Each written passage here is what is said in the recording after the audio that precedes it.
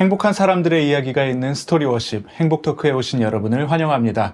저는 4교구를 맡고 있는 이성신 목사입니다. 안녕하세요. 저는 13교구를 맡고 있는 김은규 목사입니다. 오늘 모실 우리 주인공은요, 우리 봄특세의 마지막 강사님이십니다. 네, 정말 먼 곳에서부터 모셨습니다. 서울 송파구에 위치한 생명나무교회에서 담임 목사로 심호하고 계시는 이구영 목사님 모셔보겠습니다. 반갑습니다. 반갑습니다. 반갑습니다. 네, 목사님. 먼저 행복토크로 함께하고 계시는 우리 성도님들께 한번 인사 한마디 부탁드리겠습니다. 안녕하세요. 저는 송파구의 생명나무교회 이구영 목사입니다. 이 경산에서 아름답게 신앙생활하고 계신 분들 만나 뵙게 돼서 너무 반갑고 좋은 시간 함께 하면서 저의 이야기가 여러분에게 도전이 되고 또 자극이 되고 또 행복이 되고 좋은 시간 함께 만들어 갔으면 좋겠습니다. 감사합니다. 반갑습니다, 목사님. 반갑습니다, 목사님. 목사님, 저희가 가온 교회 오셔서 귀한 말씀들을 잘 전해주셨는데, 특별히 잊지 못하는 것은 이 목사님의 이 몸에 이 황금빛이 막 돌더라고요.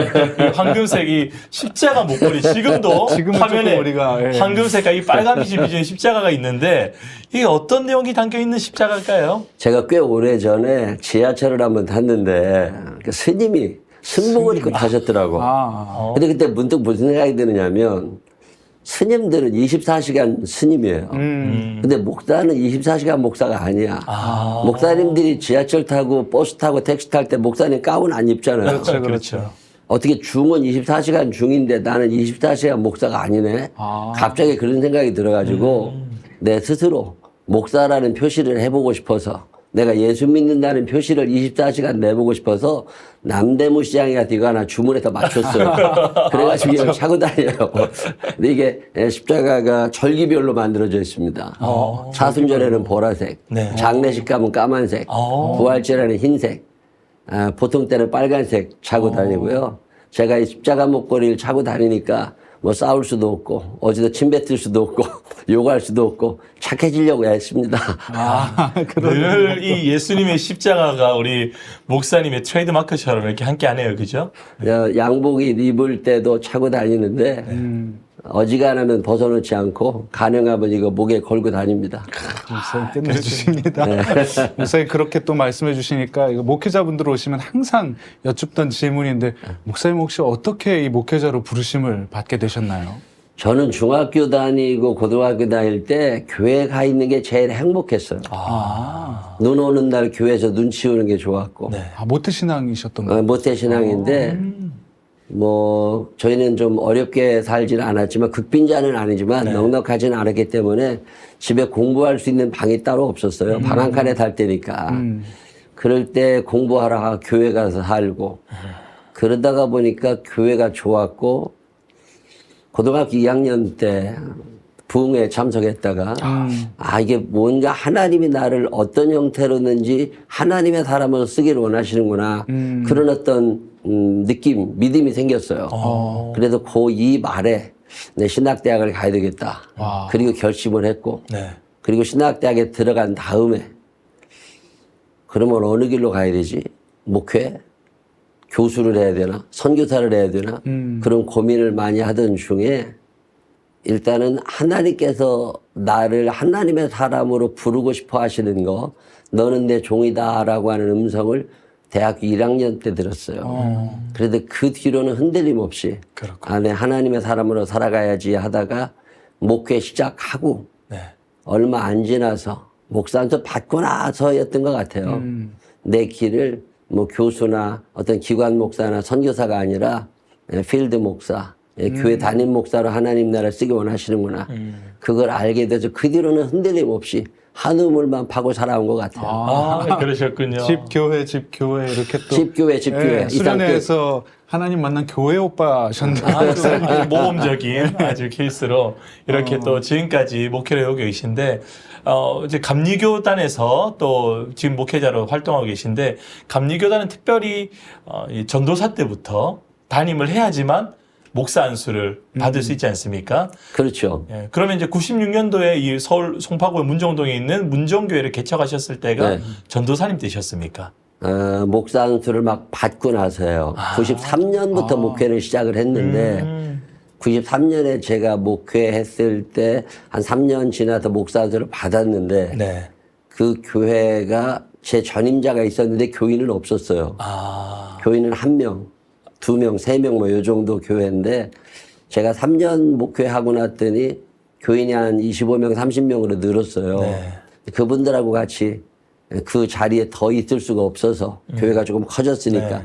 이제 지하 개척해서 옮겼는데 그게 옮기고 났더니 지방이 달라지고 네. 지역이 좀 옮겨지면서 그래서 그러면 옛날 교회는 폐쇄해. 그럼 문정교회라는 이름을 문정교회라는 이름을 96년도에 처음 쓴 거예요. 그게 예. 문정동이었거든요. 문정동이었어요. 그래서 문정동에서 문정교회를 96년에 개척하고 네. 그때부터 지금껏 그 교회에 있는 거예요.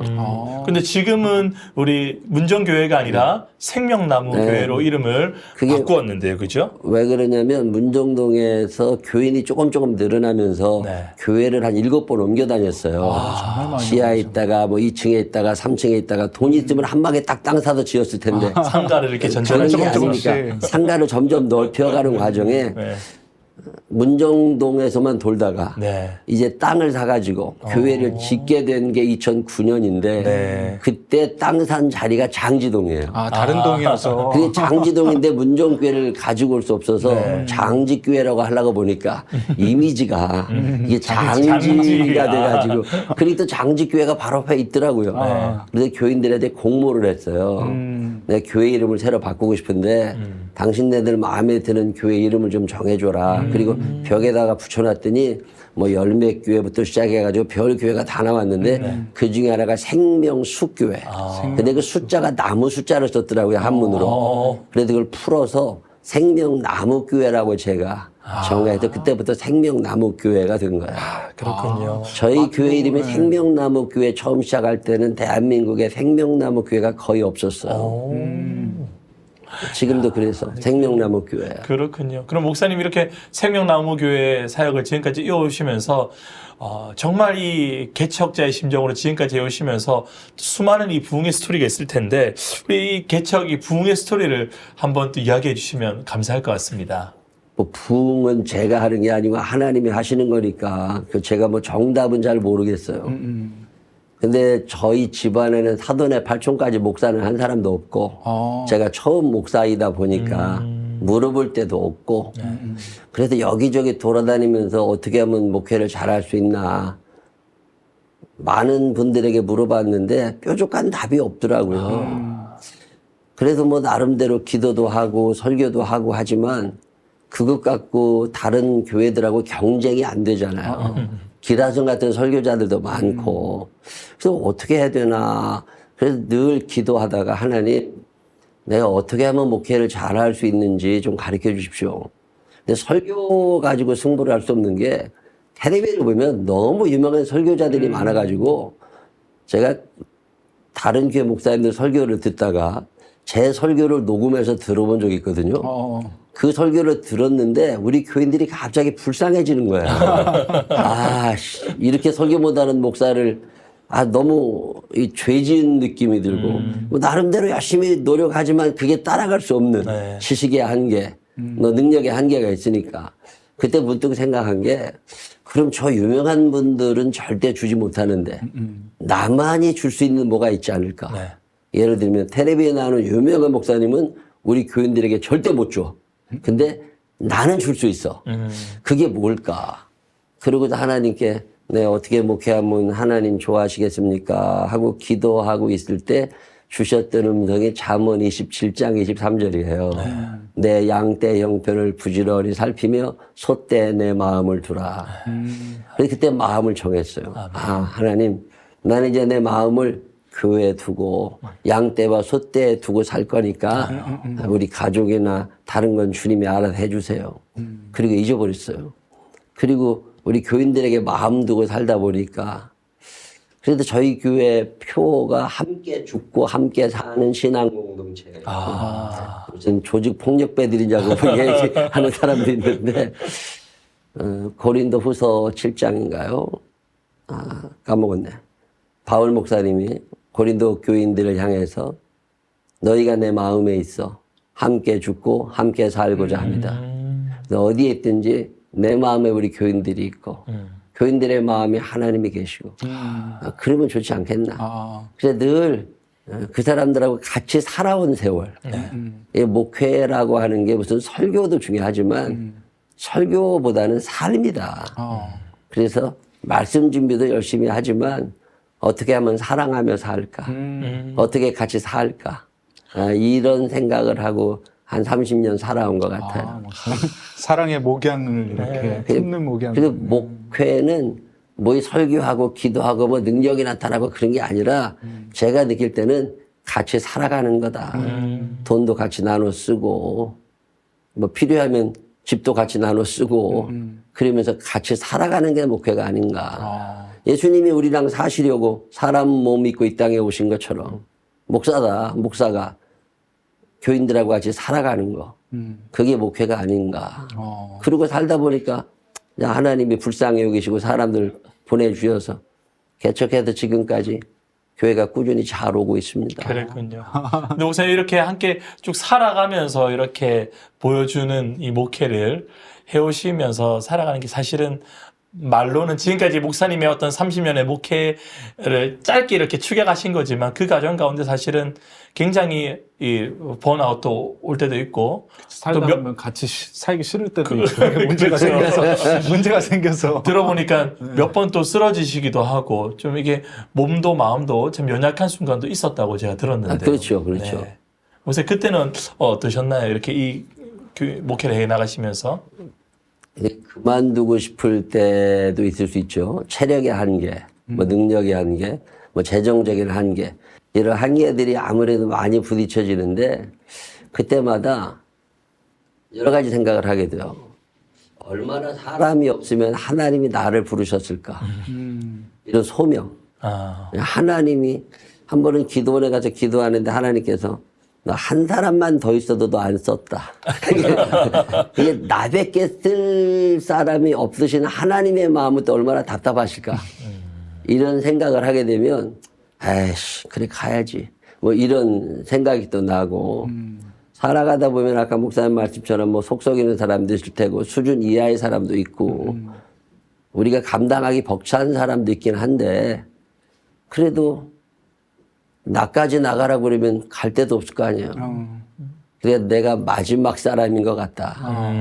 목회라고 하는 건 사랑하는 거니까 그냥 품고 살자. 오늘은 그러지만 언젠간 철들 날 있겠지. 오늘은 속색이지만 내일은 나아지겠지. 그러고 살아온 세월이죠. 가출한 애들도 데리고 오래 살았어요. 그지들도 데리고 오래 살았어요. 그랬군요. 그래도 어떻게 걔하고 나하고 바꿔 태어났더라면 얼 뻔났어요. 우리 교회 속되기는 그분하고 뭐 내가 바꿔 태어났으면 내가 소가지 부릴 때 목사가 막 같이 그러면 갈 데가 없어지잖아요. 그렇죠. 그냥 그러고 살아온 세월이 그러고 온 거예요. 그랬군요. 그냥 삶이셨네요. 맞습니다. 목회가. 삶으로 목회를 지금까지 해 나오셨습니다. 그죠? 목사님, 우리 교회하고 생명나무 교회하고 닮은 꼴이 참 많은 것 같아요. 제가 이렇게 보니까 그렇군요. 우리 교회도 1층에 보면은 경산중앙 유치원이라고 좋은 기관인데 생명나무 교회도 제가 알기로 유치원이 있죠, 있습니다. 그쵸? 네. 어떻게 시작하게 되셨어요, 목사님? 유치원을 특별히 하려고 그랬던 건 전혀 아니고요. 나는 그냥 교회를 하고 싶었는데 저희가 그 장지동 택지개발지구에 교회가 있는데 거기 아파트 단지에 유치원 부지가 하나 나온 거예요. 근데 그 유치원 부지를 하나님께서 우리에게 허락하셔서 그 유치원 부지를 받게 된 거예요. 그때 이제 9대1 경쟁이었는데 9대1. 하나님이 그걸 저희들에게 주시고 유치원을 하게 하셔서 유치원을 했는데 무슨 제가 교육적 무슨 가치관이 있고 사명 그거 전혀 아니고 그냥 유치원 부지라서 유치원을 할 수밖에 없었어요. 아, 부지가 유치원 네. 부지여서. 그리고 유치원 지으면서 지하 강당을 좀 크게 파가지고 거기다가 예배를 드리는 예배 장소를 만드는 유치원 강당을 빌려서 교회가 예배를 드리자 뭐 이런 식으로 유치원 부지를 얻어서 유치원을 하게 됐는데 그러다 보니까 저희가 아파트 단지가 다 입주 끝나고 공사를 했거든요. 교회 짓는다고 그랬으면 쫓겨났을 거예요. 민원이 어마어마했을 텐데 유치원 짓는다고 그러니까 아무도 민원을 안 넣어. 그쵸. 근데 아이들을 공사가 위한 잘 끝났고 그랬군요. 그리고 유치원을 하고 있으니까 유치원 애들, 야, 저희가 교육 목사님이 유치원 담당 목사 같이 하거든요. 네. 그래도 한 달에 한 번씩 예배를 드리다 보니까 그러다 보니까 애들이 기독교를 자연스럽게 접하게 되고 옛날에 교회 다녔다가 지금 안 다니시는 엄마들이 애들을 교회로 보내요. 그래서 30대 아줌마들 그다음에 애기들 전도할 수 있는 기회가 아주 활짝 열려 있더라고요. 그 유치원과 교회는 세상 말로 궁합이 잘 맞아. 그래서 유치원은 또 주중에 월화수목금은 쓰는데 토요일하고 주일은 안 써요. 네, 그렇죠. 그 유치원의 공간을 교회가 토요일하고 주일은 다 쓰잖아요. 이 공간 활용 면에서도 괜찮고 여러 가지 면에도 좋은 것 같아요. 그렇군요. 그래서 저희가 무슨 특별한 이유가 있었던 건 아니고 그때까지는 유치원 할 마음 전혀 없었어요. 근데 하나님께서 유치원 부지를 허락하시는 바람에 유치원을 하게 됐고 유치원을 하면서 아, 이 하나님의 뜻이구나. 그걸 그때 알게 된 거죠. 근데 제가 또 주보를 보니까 분명히 아까 목사님 방금 말씀하시는 교육적인 어떤 그런 건 없다고 하셨는데 생명나무 보습 학원도 운영을 하시더라고요. 그거는요. 그 학원들은 또 뭐 누구를 대상으로 하는 건가요? 그거는 우리 교회가 태생적 한계가 가난한 사람들이에요. 부유층 자녀들이라 돈 있는 사람들이 이게 경산중학교까지 큰 교회로 와. 삼각교회나 지하에 있는 교회들은 다 그지 같은 사람들이 와. 그러다 보니까 교인들의 경제적 수준이 굉장히 아래입니다. 서울에도 네, 불공하고. 서울에도 그러다 보니까 애들도 공부를 못해.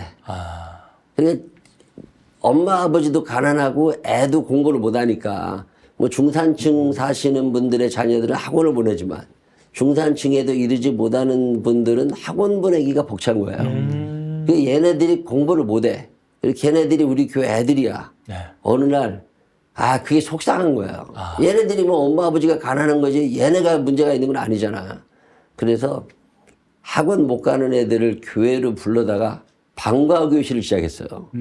선생님 한 분을 월급을 주고 네. 불법이죠. 그래서 우리 교회에 와가지고 학교 끝나면 애들 오라고 그래서 엄마가 직장에서 퇴근할 때까지 네. 애들을 봐주면서 영어 수학을 가르쳤어요. 삼각교회 있을 때부터. 그래도 계속 이 일을 계속 하면서 방과교실을 통해 가지고 이제 초등학교 보내고 중학교를 보내고 그러면 고등학교는 저희가 가르칠 실력이 안 되니까 학원을 가고 그러면서 세월이 조금 지나고 났는데 이제 저희가 견무를 갖게 된 거죠. 네. 그리고 났는데 이 사역을 안 할 수가 없는 거예요. 그런데 계속 불법으로 하고 싶지도 않아. 그래가지고 4층을 교육부 허가를 맡아서 아예 학원으로 교실 2개를 만들었습니다. 그리고 거기에다가 학원을 만들었는데 우리 학원에 오는 아이들은 네. 일반 학원보다 학원비가 3분의 1 정도밖에 안 받아요. 교사들 월급도 안 나와. 그 교회가 좀 보존을 해주고. 네. 이 아이들은 대개 경제적 형편이 어려운 집 자녀들, 일반 학원에 30만 원씩 내고 가기는 벅찬 아이들, 그런 아이들을 대상으로 저희가 아이들을 모집해가지고 인성교육 위주로 교육을 합니다. 신앙교육. 그리고 동사무소하고 연계를 해가지고 수급권자의 자녀들, 이분들 중에 학원을 보내고 싶은데 학원비가 걱정되는 사람들을 저희 교회로 소개를 해줘요. 그럼 이 아이들을 거기서 이제 가리킵니다. 그리고 이제 이 아이들이 초등학교 과정은 저희가 하는데 중학교로 들어가게 되면 일반 학원을 가야 되는데 그렇게 되면 또 돈이 없어. 그래가지고 그 학원비 지원을 해줘요. 우리 교회 보습학원 잘 졸업하고 또 중학교 갔는데 학원 가기가 벅찬 아이들. 우리가 더 이상은 가르칠 수 없으니까. 장학금 조로 이렇게. 장학금 조로 매달 학원비를 한 달에 한 15명 이상. 그랬군요. 일반 학원비 20명 가까이 되는 것 같아요. 학원비 지원을 꾸준히 해서 얘네들이 고등학교 졸업하고 대학 갈 때까지. 그럼 처음에는 어떻게 보면 목사님 아름아름 하시다가 네. 이제는 건물을 얻고 정식적으로 하시게 된 이 모든 과정들이 어떻게 보면은 이 목회적인 필요 때문에 그리고 성소들을 향한 그 마음 때문에 하셨다 이거죠? 뭐 지역 사회를 위해서 뭐 이런 생각 전혀 없고 하다 보니 우리 애들이 공부를 못하니까 엄마 아버지가 가난하니까 학원을 못 보내니까 그게 답답한 거예요. 우리 성도들을 사랑하는 그 마음 때문에 사실은 그래서 그냥 하셨다 쟤네들 이거죠. 교회 데리고 와. 그래가지고 쟤네들 선생님 한 명 청년회 하나 뽑아가지고서 가르치기 시작했던 게 오늘 보습학원이 된 거예요. 그랬군요. 작은 시작이 어마어마하게 지금 커졌네요. 뭐 애들은 많지 않아도 꾸준히 꾸준히 학원은 계속 유지가 되고 있습니다. 너무 좋네요. 아니 목사님 전해주시는 말씀이 이렇게 항상 홈페이지에 기재가 되어 있는데 네. 목차란에 보니까 네. 이구영 목사님의 그 행복 칼럼이라고 이렇게 네. 명칭이 또 그렇게 되어 있더라고요. 우리 교회도 행복에 대해서 하면 정말 할 말이 많은 교회인데 맞습니다. 예, 행복 칼럼이라고 딱 그 명칭을 혹시 정하신 이유가 있으실까요, 목사님? 신명기 33장 29절인가 27절인가 29절 거기에 보면 하나님께서 이스라엘아 너는 행복자다. 하나님이 나를 행복자라고 명령을 하신 거야. 너는 행복할 수밖에 없게 만들어졌다. 내가 너 행복을 주기를 원한다. 하나님께서 우리에게 주는 사명 가운데 하나가 행복할 사명이야. 행복하다고 하는 게 천국 가는 것도 행복한 거지만 이 땅에서도 행복하게 살자. 그래서 저는 무슨 꿈을 꾸고 대형 교회 이런 생각 해본 적이 없습니다. 행복하게 살자. 오늘 밥 세끼 먹고 잘 살았어. 끝. 내일도 또 행복할 거야. 그래서 담임 목사가 행복하고 왜 그 애기 엄마들이 속상하고 뭐 그러면 애 우유 먹이면 전 먹이면 그 애 설사한다고. 그런 말 있죠. 엄마가 행복해야 맞아요. 애들이 행복한 것처럼 맞습니다. 목사가 행복해야 교인도 행복하다. 그래서 늘 우리 부목사님들한테도 행복한 만큼만 해라. 너무 열받지 마라. 너무 스트레스 받지 마라. 열받으면 그만하고. 그러면 그만해. 그 시험 들어. 그래서 뭐 억지로 뭐 그런 거 하지 말고 그냥 행복한 목회를 하자. 웃으면서 하고 즐겁게 하고 부담스럽게 하지 말고. 그래도 제가 넥타이를 안 매고 사는 게 이게 너무 격식에 좀 매이는 것 같고 경직되는 것 같고 좀 널널하게 좀 살자. 그래서 넥타이를 풀고 살다 보니까 교인들도 넥타이 매고 안 와요. 그래서 대피기도 하는 사람도 넥타이를 안 매. 뭐 그래도 부목사님들도 편하게 교인들도 좀 행복하게 근데 가정에서도 행복하고 교회에서도 좀 행복하고 그리고 세상을 살아야지 밤낮 그 신경질 내고 짜증내고 막 아닌 척하고 스트레스 받고 막 화나가지고 이 분노 공화국이잖아. 우리 그러고 살지 말자. 예수 믿고 나니까 얼마나 좋은 게 많은데 감사거리도 많고. 그래서 저는 목회 큰 틀 자체가 우리 교회 올 때 얼굴이 어두워서 오신 분들이 1년, 2년 지나면 얼굴이 환해져요. 행복해집니다. 그걸 보는 게 행복해요.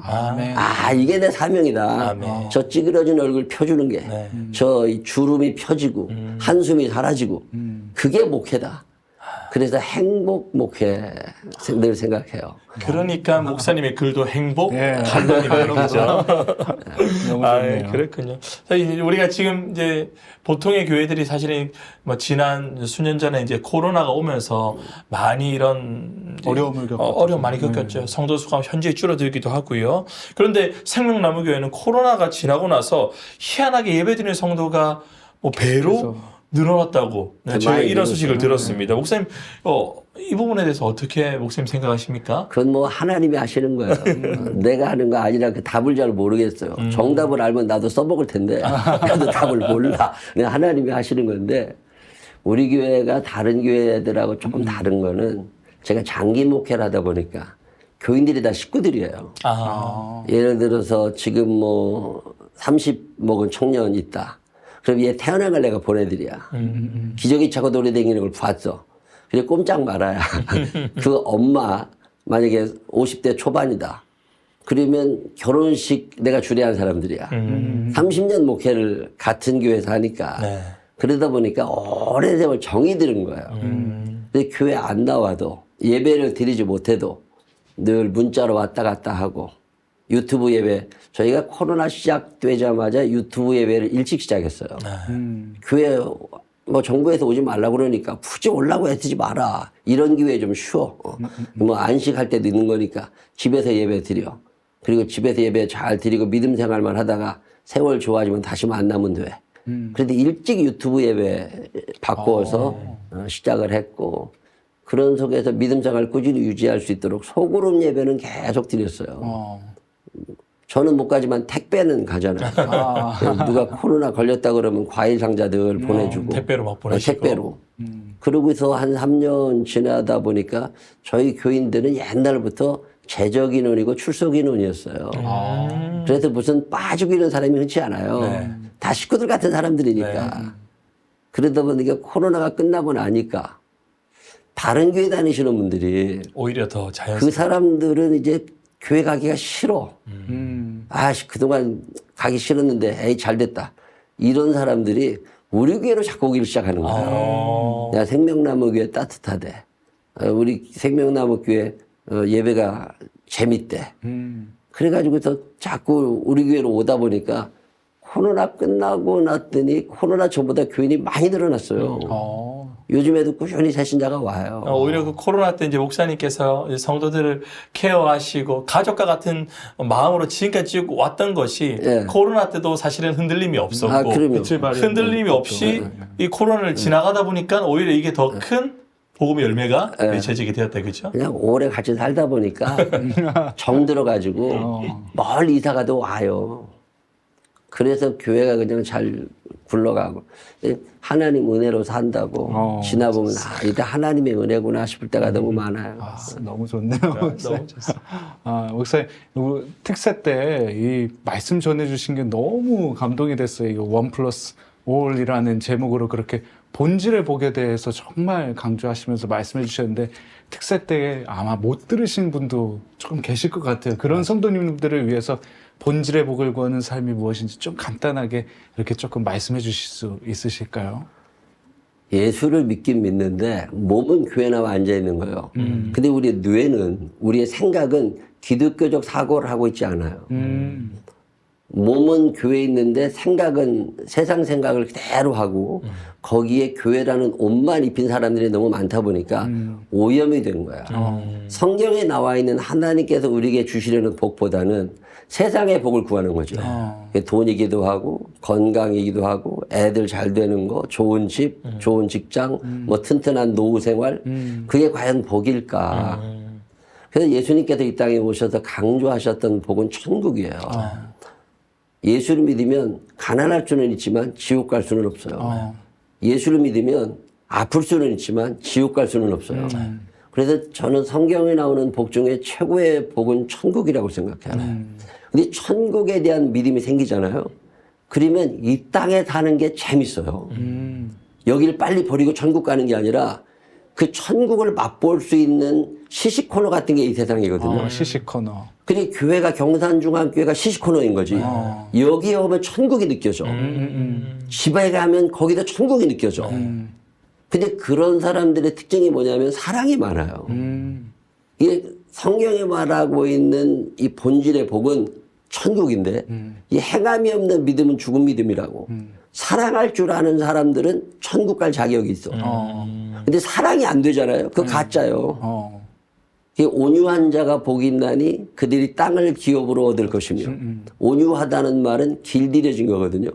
이게 우리 지옥 체질이야. 그래서 지옥까지 들 때는 재밌어. 근데 천국까지 들려고 그러면 어색해. 근데 이 경산중앙교회 나와가지고 신앙생활 하면서 체질이 바뀌어지는 거죠.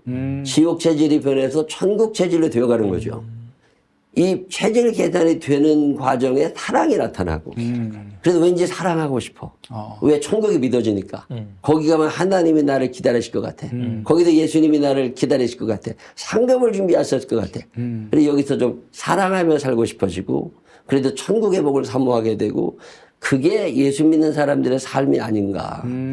그런 면에서 본질의 복이라고 하는 건 천국이 최고이지만 이 천국에 이르기 위해서 여기서 기도만 했다고 되는 게 아니라 내 삶 속에 하나님의 사랑의 흔적이 예수님의 사랑의 흔적이 드러나고 있느냐.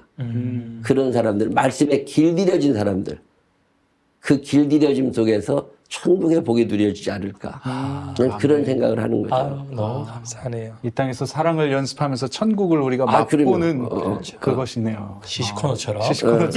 예수님이 사랑을 주셨으니까. 예수님 나도 사랑하니까. 보고 싶으니까 예배드리러 자주 오는 거고. 맞아요. 그 말씀 듣고 싶으니까 성경도 읽는 거고. 사랑하니까. 이제 우리 행복 토크의 마지막 질문입니다. 우리 유우영 목사님께 행복이란 무엇일까요?